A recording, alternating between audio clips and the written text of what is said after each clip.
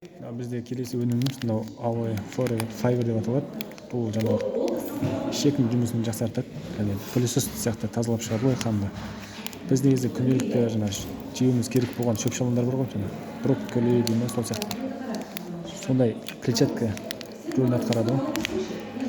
Бұны күніне осындай бір пакеттен ана суға салып ішеміз.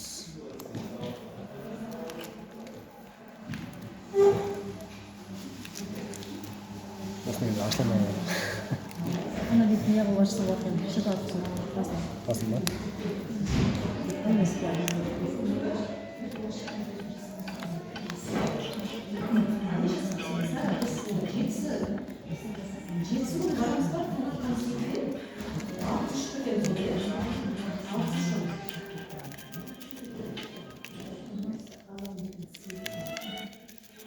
Ішек жолдарында проблемасы бар адамға жақсы көмектеседі.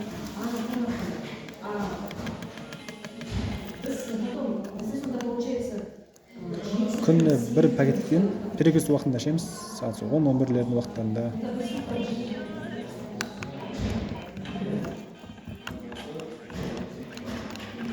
Қозғайтын қатты нәрсесі дұрыс болып жатыр, может, майспет дұрыс қозғалмайды. Болмаса өзіміздің Aloe шейкері ғой.